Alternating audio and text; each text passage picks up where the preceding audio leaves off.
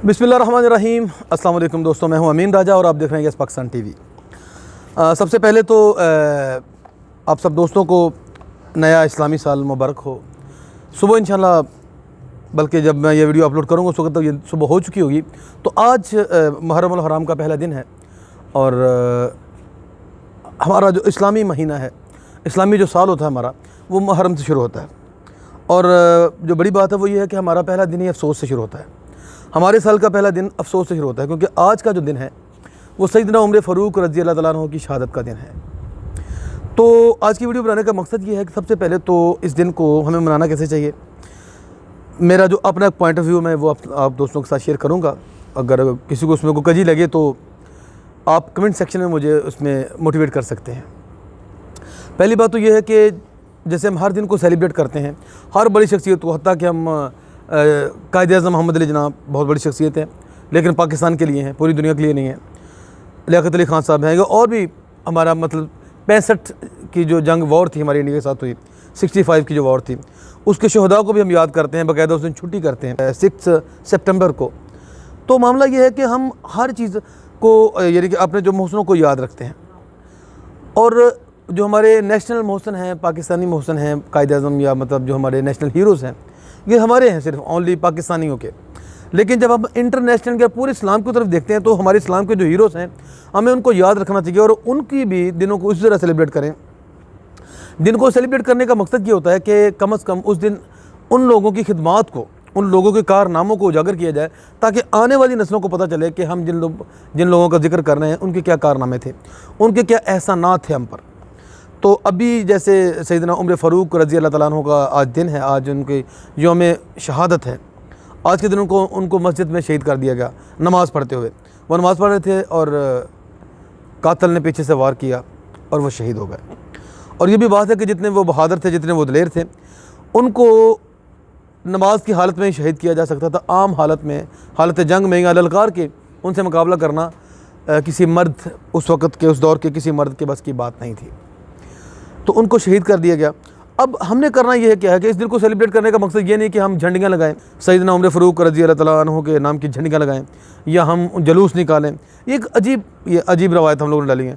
असल चीज़ है कि उस शख्सियत की जो खिदमात हैं, उस शख्सियत की जो खिदमात हैं हमारे दीन के लिए, और फिर सैयदना उमर फ़ारूक की जो ज़िंदगी है या इस्लाम के लिए जिनकी खिदमात हैं वो तो बहुत ज़बरदस्त हैं।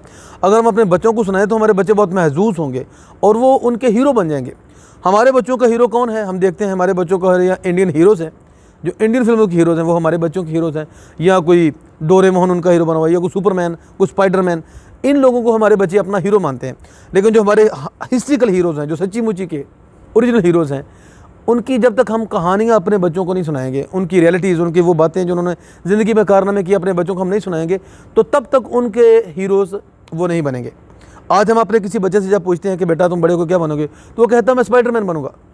कोई भी बच्चा ये नहीं कहेगा कि मैं उमर फ़ारूक रज़ी अल्लाह तआला बनूंगा, और ना ही कोई बन सकता है। लेकिन एक विजन, कोई ये नहीं कहेगा कि मैं नूरुद्दीन जंगी बनूंगा, कोई ये नहीं कहेगा कि मैं सलाहुद्दीन अय्यूबी बनूंगा, क्योंकि हम लोगों ने उनसे वाक़फ़ ही नहीं करवाया। हमें खुद नहीं पता तो हम अपने बच्चों को क्या बताएंगे। तो सबसे पहले तो हमें खुद पता होना चाहिए कि आज सैयदना उमर फ़ारूक का दिन है, वो इस्लाम में कैसे दाखिल हो गए। बड़ा ज़बरदस्त वाक़या है, आप लोगों ने पढ़ा होगा। वो घर से नऊज़ुबिल्लाह माअज़ल्लाह नबी करीम सल्लल्लाहु अलैहि वसल्लम को कत्ल करने के लिए निकले, लेकिन रास्ते में उनको किसी ने बताया कि तू जिनको कत्ल करने के लिए जा रहा है, तेरी बहन और बहनोई जो हैं वो तुम उन पे ईमान ले आए। और वो तलवार हाथ में लिए बहन और बहनोई को कत्ल करने के लिए निकले। जब उनके घर के पास पहुँचे तो अंदर से कुरान पढ़ने की आवाज़ आ रही थी, और कुरान पढ़ने वाली जो शख्सियत थी वो उनकी बहन थी।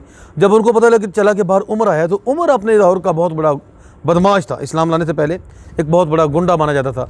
लोग उनके नाम से कांपते थे, लोग उनके नाम से थरथराते थे।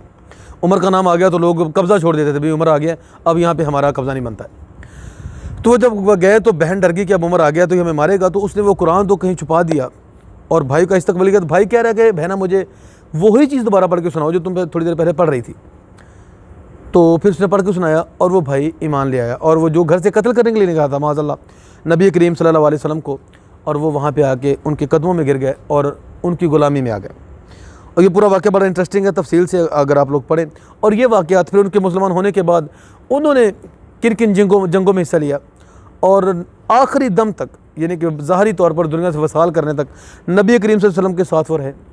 और फिर उसके बाद सैयदना अबू बकर सिद्दीक़ की हुकूमत के बाद जब उनकी हुकूमत कायम हुई तो 3 से 4 बर्रे आज़मों पे किस तरह उनकी फतूहात हुई। और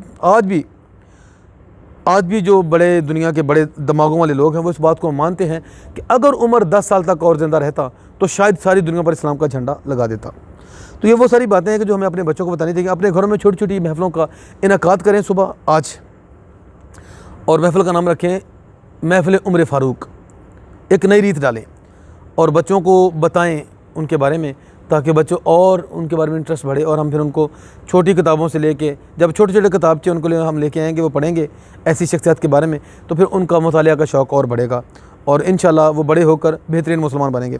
बहुत सारी बातें हैं, क्योंकि आपको पता है मैं तो ना आलिम दीन हूँ, ना बहुत बड़ा कोई फ़िलासफ़र हूँ। जो मेरे जहन में आया वो मैंने आप लोगों से बयान कर दिया। बहुत शुक्रिया। अगर मेरी बात अच्छी लगे तो कमेंट सेक्शन में लाजमी बताइएगा, और अगर आपको मेरी बात में कहीं कोई कजी लगे तो वो भी कमेंट सेक्शन में लाजमी बताइएगा। और अपना बहुत सारा ख्याल रखिएगा और अपने चैनल का भी, और देखते रहिएगा यस पाकिस्तान टीवी। अल्लाह हाफिज़।